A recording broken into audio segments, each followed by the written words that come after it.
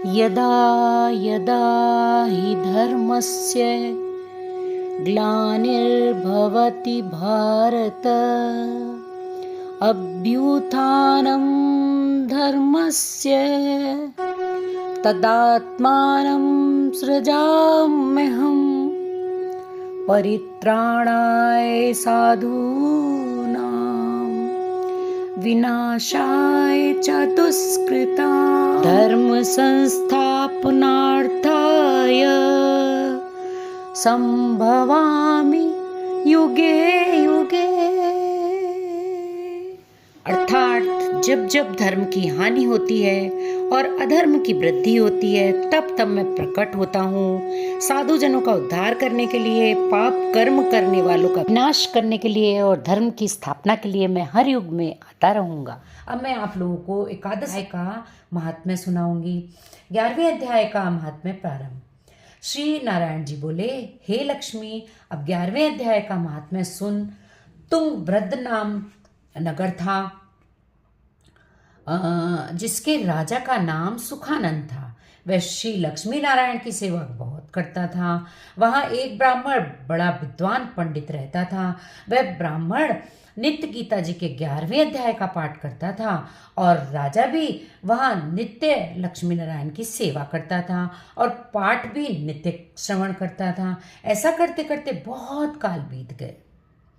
एक दिन राजा घर को गया। उस दिन अतीत देशांतर फिरते फिरते नगर में आए अतीतों यानी कि अतिथियों ने राजा से कोई जगह मांगी।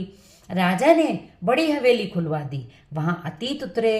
राजा ने सीधा दिया रसोई कर अतीत बड़े प्रसन्न हुए। अमृत बेला में प्रातःकाल उनके दर्शन को गया।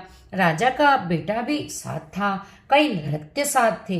राजा उस हवेली में आया और जो वहाँ महन था उसके साथ बातचीत करने लगा। राजा का पुत्र खेलने लगा। वहाँ एक प्रेत रहता था। उस प्रेत ने राजा के पुत्र को मार दिया। चाकरों ने को खबर की। राजा यद्यपि सेवा करता तथा श्रवण करता था, परंतु पुत्र के मुंह से राजा के मन में दुर्बुद्धि आ गई। राजा बोला, हे संजी, आपका दर्शन हमको बहुत फला है। एक पुत्र था जो प्रेत ने मार दिया। तब ब्राह्मण ने कहा कि हे राजा जी, चलो देखें कहाँ है तेरा पुत्र। राजा ब्राह्मण महंत भी वहां आए जहां राजकुमार मरा पड़ा था।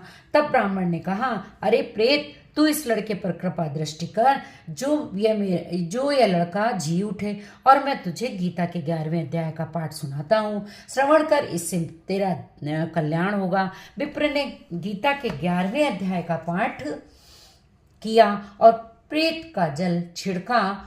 तत्काल प्रेत की योनि से छूटकर देवदेही पाई। राजा का पुत्र उठकर सावधान हुआ। प्रेत श्याम सुंदर चतुर्भुज रूप होके खड़ा हो गया। स्वर्ग से विमान आए और उन्हें अपने साथ ले गए। तो इतना महात्म है हमारे गीता के पाठ का कि प्रेत योनि से भी इंसान छूट जाता है। कैसी लगी आप लोग को ये जानकारी, ये वीडियो? अगर आपको हमारी वीडियोस पसंद आ रही हैं तो प्लीज़ एक कमेंट करिएगा और कमेंट्स में जय श्री कृष्णा ज़रूर लिखिएगा। और अगर चैनल में आप पहली बार विजिट किए हैं तो चैनल को विद बेल आइकन सब्सक्राइब भी जरूर कर लीजिएगा। Thanks for watching. जय श्री कृष्णा।